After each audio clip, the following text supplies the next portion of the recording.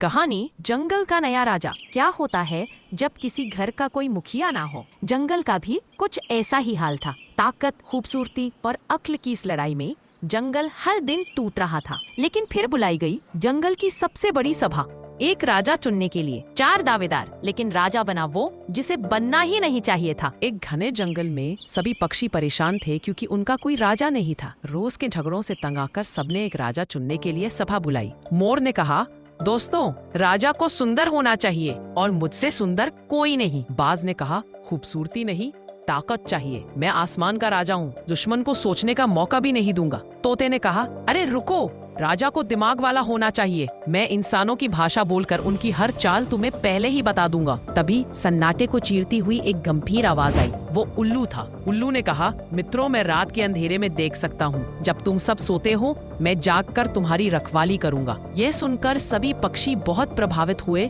और उन्होंने तुरंत उल्लू को अपना राजा चुन लिया। ये सब देख रहा एक बूढ़ा कौवा मन ही मन मुस्कुराया और सोचा, इन्होंने सिर्फ एक ही पहलू देखा है। कुछ दिन सब ठीक चला। फिर एक दिन तेज दोपहर में राजा उल्लू ने ऐलान किया, मित्रों, नदी के उस पार एक नया और बेहतर इलाका है। मैं तुम्हें रास्ता दिखाऊंगा। सब खुश होकर उसके पीछे चल दिए।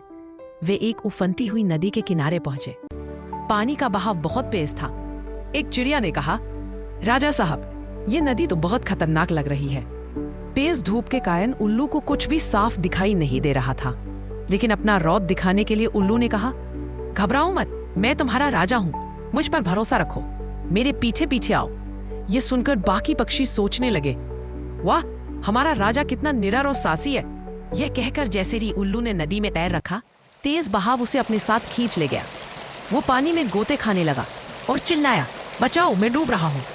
बाकी पक्षी भी घबराकर नदी में कूदने ही वाले थे कि बूढ़े कौवे ने चिल्लाया, रुको, सब वही रुक जाओ। पलक झपकते ही बाज ने बिजली की रफ्तार से नीचे उड़ान भरी और अपने मजबूत पंजों से डूबते हुए उल्लू को पकड़कर बाहर खींच लिया। जब सब शांत हुए तो बूढ़े कौवे ने समझाया, दोस्तों, उल्लू को तेज धूप में साफ दिखाई नहीं देता। उसने अपनी कमजोरी छुपाई और हम सबकी जान खतरे में डाल दी। उल्लू ने शर्म से सिर झुकाकर अपनी गलती मानी और सबसे माफी मांगी। उस दिन सभी पक्षियों ने सीखा कि सच्चा नेतृत्व किसी एक की खूबी में नहीं, बल्कि सबकी ताकत को मिलाकर एक साथ काम करने में है। कहानी की सीख, एक अच्छा लीडर अपनी कमजोरियों को छुपाता नहीं, बल्कि अपनी टीम की ताकतों पर भरोसा करता है। इसलिए हमें अपना नेता हमेशा सोच समझकर चुनना चाहिए, जो सिर्फ अपनी बड़ाई ना करे, बल्कि सबकी काबिलियत को समझे और सबको साथ लेकर चले।